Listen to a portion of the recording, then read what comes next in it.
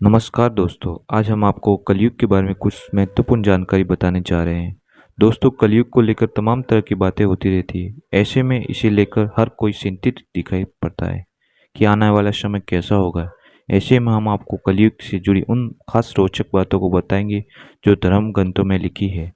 दोस्तों, ब्रह्मोत्तर पुराण के अनुसार कलयुग के बारे में कुछ महत्वपूर्ण जानकारियां बताई गई है। वही कलयुग चल रहा है और द्वापर की समाप्ति के बाद कुल 5000 वर्ष बीते हैं। अधर्म फैलना शुरू हो गया है। ऐसे में अब इंसानों ने एक दूसरे को भरोसा करना बंद कर दिया है। इसी तरह धर्म ग्रंथों के अनुसार कलयुग में एक ऐसा समय भी आएगा जब इंसान की उम्र कम हो जाएगी और युवावस्था समाप्त हो जाएगी। आने वाले समय में 20 की उम्र में ही बुढ़ापा आ जाएगा। दोस्तों, धर्म ग्रंथों में सृष्टि के आरंभ में से अंत तक के काल को 4 युगों में विभाजित किया है। यानी सबसे पहला युग है सतयुग और दूसरा युग है त्रेता युग, उसके बाद द्वापर युग और फिर कलयुग। इसी तरह 4 भागों में बांटा गया है। दोस्तों, कलयुग में अंत समय को लेकर अनेक धर्म ग्रंथों में कई रोचक बातें लिखी है। आइए उनको सब जानते हैं, उनकी प्रसिद्ध जानकारी। ज्योतिष ग्रंथ में सूर्य सिद्धांत बताया कि कलयुग 43,02,000 वर्ष तक रहेगा। वही देवताओं के इन 4 दिव्य वर्ष को 4 भागों में विभाजित किया गया है: सतयुग, त्रेतायुग, द्वापर युग और कलयुग। दोस्तों, कलयुग में 16 की उम्र में ही लोग बाल पक जाएंगे और 20 की उम्र में आयु की वृद्धि हो जाएंगी और उनकी युवावस्था ही समाप्त हो जाएगी। यह बात सच्ची है प्रतीत होती है, क्योंकि प्राचीन काल में ही इंसानों की औसत उम्र करीब 100 वर्ष रहती थी। उस काल में 100 वर्ष से कहीं अधिक जीने वाले लोग भी हुआ करते थे, लेकिन आज के समय में इंसानों की औसत आयु कम से कम 60 से 70 वर्ष हो गई है। भविष्य में इंसानों की औसत उम्र कमी आने की संभावना काफ़ी अधिक है, क्योंकि प्राकृतिक वातावरण लगातार ही बिगड़ता जा रहा है। दोस्तों, हमारी दिनचर्या में असंतुलित होती जा रही है। पुराने समय में लंबी उम्र के बाद भी बाल सफेद होते थे, लेकिन आज के समय में युवा अवस्था में ही स्त्री और पुरुष दोनों के बाल सफेद होते जा रहे हैं और जवानी में बुढ़ापा आने लग रहा जा रहा है। इसी तरह इस काल में पुरुष स्त्रियों के अधीन होते जाएंगे।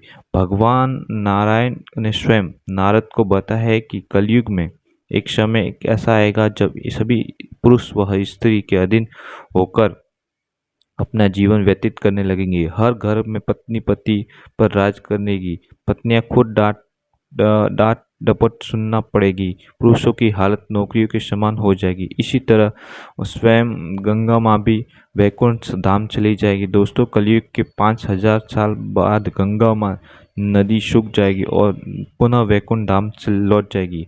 जब कलयुग के 10,000 वर्ष हो जाएंगे, तभी सभी देवता पृथ्वी को छोड़कर अपनी धाम लौट जाएंगे। इंसान पूजन क्रम, व्रत, उपासना और धार्मिक काम करना बंद कर देंगे। इसी तरह एक ऐसा समय भी आएगा दोस्तों, जब जमीन पर न तो अन्न उपजेगा, न ही अन्न कुछ खाने को मिलेगा, न पेड़ पौधे अपना फल देने लगेंगे तथा धीरे धीरे ये सारी चीज़ें विलुप्त होती जाएगी और गाय भी अपना दूध देना बंद कर देगी और समाज में हिंसकता फैल जाएगी। कलयुग में समाज में हिंसकता फैल जाएगी। लोग बलवान होंगे और उनका ही राज चलेगा। मान्यता नष्ट हो जाएगी, रिश्ते खत्म हो जाएंगे, भाई भाई एक दूसरे का शत्रु बन जाएगा। लोग देखते सुनते और पढ़ने लगेंगे लेकिन अनैतिक चीजें। कलयुग में लोग शास्त्रों में विमुक्त हो जाएंगे। अनैतिक साहित्य ही लोगों की पसंद हो जाएगा। बुरी आदतें और बुरे शब्द का ही व्यवहार किया जाएगा। स्त्री पुरुष दोनों ही अधर्मी हो जाएंगे। कलयुग में एक ऐसा समय भी आएगा दोस्तों, जब स्त्री पुरुष दोनों ही अधर्मी हो जाएंगे। स्त्रियां पतिव्रत धर्म का पालन करना बंद कर देगी और पुरुष भी ऐसा ही करेंगे। स्त्री पुरुष में संबंधित सभी वैदिक नियम लुप्त हो जाएंगे और चोर और अपराधियों की संख्या बहुत ही ज़्यादा हो जाएगी। कलयुग में चोर और अपराधी की संख्या इतनी बढ़ जाएगी कि आम इंसान ठीक से जीवन नहीं जी पाएगा। लोग एक दूसरे पर के प्रति हिंसक हो जाएंगे। सभी के मन में विरोधी के भाव उत्पन्न हो जाएंगे। कलिक अवतार ही करेगा अधर्मियों का विनाश। कलिक अवतार के अंतिम काल में भगवान विष्णु स्वयं कलिक अवतार के रूप में धरती पर आएंगे। यह अवतार श्री विष्णु विष्णु नाशक नामक ब्राह्मण के घर में उनका जन्म होगा। भगवान विष्णु कलिक अवतार के सभी अधर्मियों का विनाश करेंगे। भगवान विष्णु कलिक अवतार के 3 दिनों में पृथ्वी को समाप्त अधर्मियों से विनाश कर देंगे और बहुत साल तक विश्व पर ये शासन करेंगे और धर्म की स्थापना करेंगे।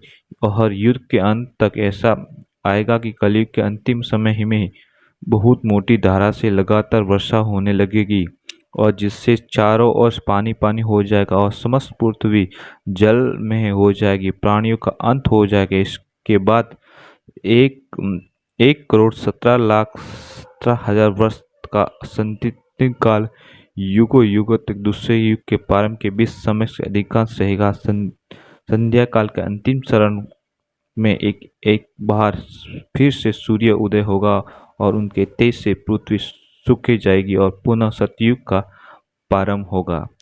नमस्कार दोस्तों, मैं आशा है कि आपको हमारी दी गई जानकारी पसंद आई होगी, तो चैनल को लाइक व सब्सक्राइब जरूर करना और हमारे द्वारा दी गई जानकारी को आगे शेयर जरूर करना। धन्यवाद।